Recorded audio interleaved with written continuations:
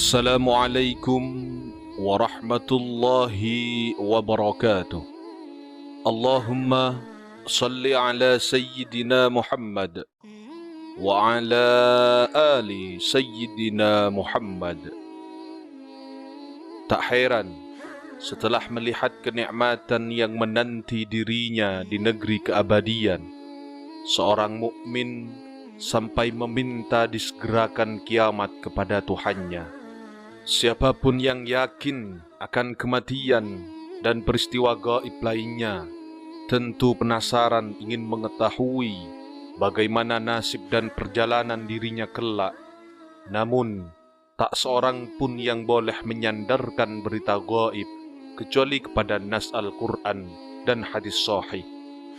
Berikut ini adalah sebuah hadis sahih yang memuat penjelasan memadai tentang perjalanan seorang mukmin sejak berhadapan dengan kematian sampai ditempatkan di liang lahat dan mendapatkan berbagai nikmat kubur. Hadis ini diriwayatkan oleh Abu Daud, Ibnu Majah, An-Nasai, Ahmad Al-Hakim, dan At-Tayalisili. Dikomentari oleh Al-Hakim. Berikut ini adalah intisari kisahnya. Pada suatu hari Rasulullah SAW pergi bersama para sahabat mengantarkan jenazah seorang sahabat Ansor. Setibanya mereka di pemakaman, penggalian liang lahat belum usai, maka Rasulullah SAW pun duduk di atas tanah sambil menghadap kiblat. Sementara para sahabatnya duduk di sekitarnya dengan tenang. Saking tenangnya, seakan-akan ada burung hinggap di atas kepala mereka. Melalui hadis ini, perawi hadis menggambarkan bagaimana keadaan di sekitar Rasulullah SAW saat itu. Beliau mengambil sebuah kayu, lalu menggorek-gorek tanah. Kemudian beliau melihat ke langit lalu menunduk. Tak lama, beliau melihat lagi ke langit, kemudian menunduk hingga 3 kali. Setelah itu beliau bersabda kepada para sahabat, "Memohonlah kalian perlindungan kepada Allah dari siksa kubur sebanyak 2 atau 3 kali. Lantas beliau pun berdiri dan berdoa, "Allahumma inni a'udzubika min azabil qabri." Ya Allah, sesungguhnya aku berlindung kepadamu dari siksa kubur sebanyak 3 kali. Itulah doa Rasulullah SAW sekaligus pembuka atas hadisnya yang panjang. Beliau menggambarkan kepada para sahabatnya bagaimana keadaan seorang hamba sejak ditemui kematian sampai dimasukkan ke dalam liang kuburnya, lalu ditinggalkan oleh keluarga, kolega, dan para sahabat. Lantas apa saja yang menimpa hamba tersebut setelah itu? Dikabarkannya bahwa manusia saat dijemput kematian terbagi menjadi 2 golongan. Ada yang beriman dan ada yang kufur. Dan perbedaan di antara keduanya sangat jauh dan mendasar. Sesungguhnya seorang hamba yang beriman ketika hendak meninggalkan kehidupan dunianya dan memasuki kehidupan akhiratnya, akan didatangi para malaikat dari langit. Mereka datang dalam rupa terbalik dan akan menempati sebuah tempat tertentu, seraya mengenakan pakaian yang terbaik pula. Wajah mereka putih berseri-seri, seakan-akan mentari yang tengah bersinar.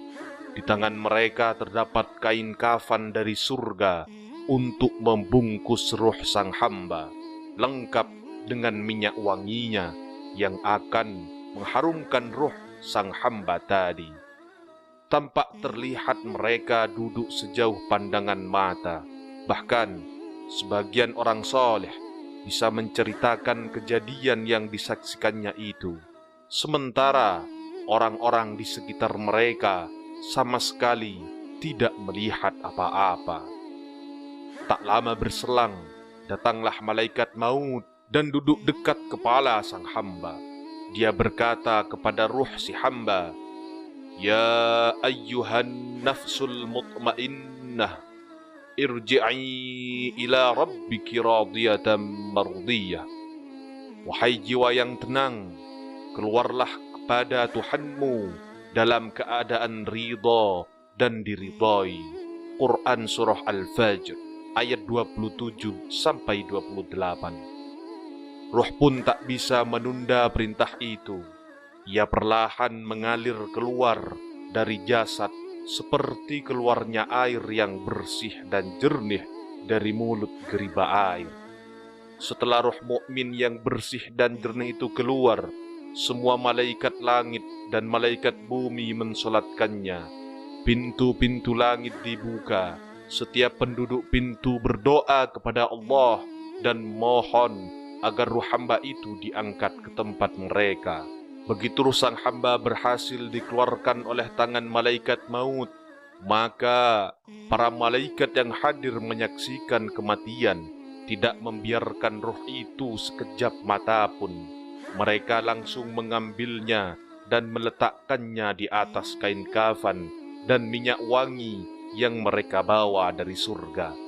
Demikian kematian yang digambarkan Allah dalam Al-Quran, dan dialah yang mempunyai kekuasaan tertinggi di atas semua hambanya, dan diutusnya kepadamu malaikat-malaikat penjaga, sehingga apabila datang kematian kepada salah seorang di antara kamu, ia diwafatkan oleh malaikat-malaikat kami, dan malaikat-malaikat kami itu tidak melalaikan kewajibannya.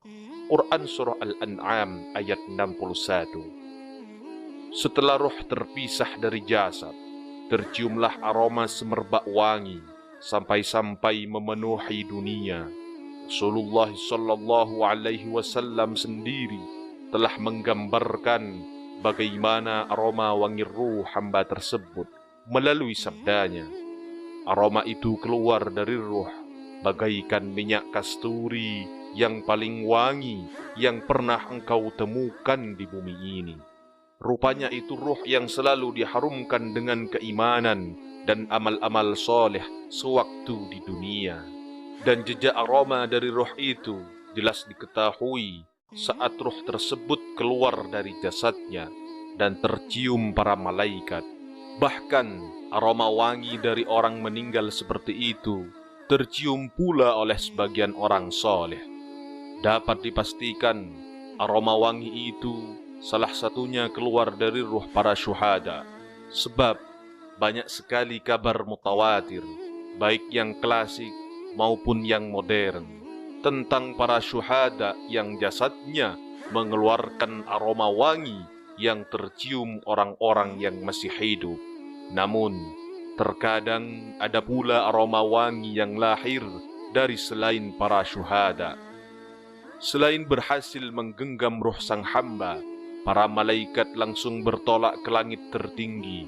Di perjalanan, setiap berjumpa dengan kerumunan malaikat, mereka ditanya tentang bawaan ruh yang wangi, sewangi minyak misik itu. Salah satu dari mereka menjawab, "Ini adalah ruh Fulan bin Fulan." Tak lupa, mereka menyebut nama ruh hamba itu dengan nama terbaik yang pernah mereka dengar di dunia. Setibanya di langit dunia, para malaikat pembawa roh meminta izin kepada para penjaga langit. Setelah diizinkan masuk, mereka pun diikuti dan diantar para malaikat di langit dunia sampai ke langit berikutnya. Begitu seterusnya hingga di langit ketujuh. Setibanya di langit ketujuh, Rabbul Izzati berfirman, "Tulislah oleh kalian nama hambaku ini di Aliyyin, sebagaimana firman-Nya dalam Al-Quran. Wa ma adraka ma 'illiyun, kitabun marqum, yashhaduhul muqarrabun." Tahukah kamu apakah Illiyun itu? Yaitu kitab yang bertulis, yang disaksikan oleh malaikat-malaikat yang didekatkan kepada Allah. Quran Surah Al-Mutaffifin ayat 19-21.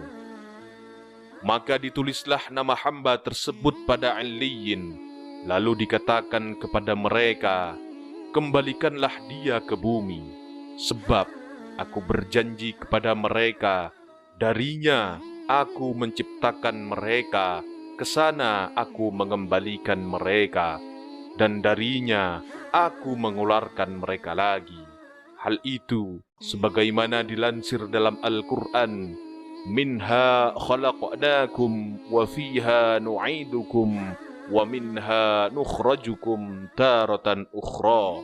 Dari bumi itulah kami menjadikan kalian, dan kepadanya kami akan mengembalikan kalian, dan daripadanya kami akan mengeluarkan kalian pada kali yang lain.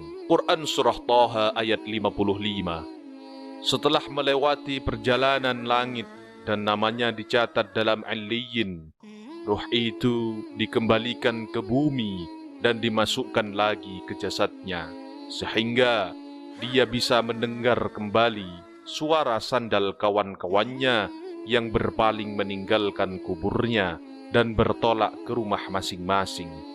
Setelah ruh itu dikembalikan ke dalam jasad yang ada di dalam kubur, maka hanya Allah yang maha mengetahui cara mengembalikannya, sebab keadaan alam kubur atau alam barzakh tidak seperti keadaan di dunia. Selanjutnya, dia akan didatangi oleh dua malaikat yang berteriak keras dan kasar. Didudukkanlah hamba tersebut oleh mereka, lalu ditanya tentang 4 hal. Pertanyaan pertama adalah tentang Tuhan yang disembahnya semasa di dunia. Keduanya bertanya, siapakah Tuhanmu? Maka hamba itu menjawab, Tuhanku adalah Allah. Pertanyaan kedua adalah tentang agama yang dipeluk dan mengajarkan dirinya beribadah kepada Tuhannya. Maka hamba itu menjawab, agamaku adalah Islam. Pertanyaan yang ketiga adalah tentang Rasul yang diutus di tengah umat Islam dan menjadi panutannya. Maka dia menjawab, Rasulku adalah Rasulullah sallallahu alaihi wasallam. Dan pertanyaan yang keempat adalah tentang amal-amalnya semasa di dunia. Maka dia akan menjawab, aku membaca kitabullah, beriman kepadanya, bersedekah, dan yang lainnya.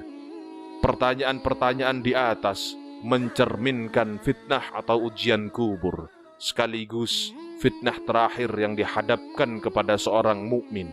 Saat itu tidak berguna sedikit pun kecerdasan, tipu daya, dan cara lain untuk menyelamatkan dirinya. Andai ada orang kafir yang menghafal jawaban-jawaban itu dengan benar di dunia, maka jawaban-jawaban tersebut tidak akan keluar sesuai dengan yang diinginkan. Sebab orang yang diberi pertolongan untuk memberikan jawaban yang benar hanyalah orang mukmin yang ditetapkan Allah keimanan dan amal solehnya, sehingga dia bisa menjawab dengan benar. Hal itu sejalan dengan firman-Nya. Allah meneguhkan iman orang-orang yang beriman dengan ucapan yang teguh itu dalam kehidupan di dunia dan di akhirat.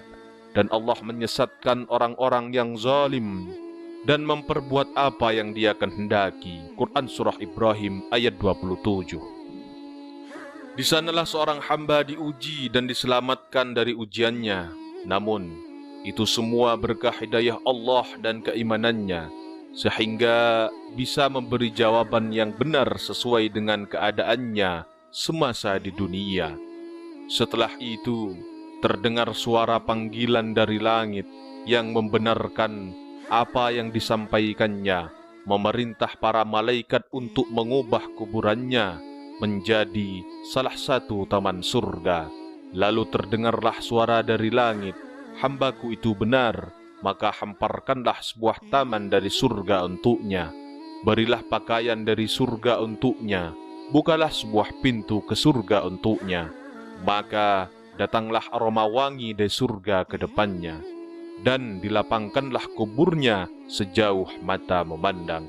Demikian yang terjadi pada seorang hamba mukmin, mulai turun sakaratul maut untuknya hingga datang tuntunan untuknya agar senantiasa tenang dalam kubur sampai tiba waktu yang telah ditetapkan Allah berdasarkan hadis Nabi Shallallahu Alaihi Wasallam yang sahih. Semoga bermanfaat.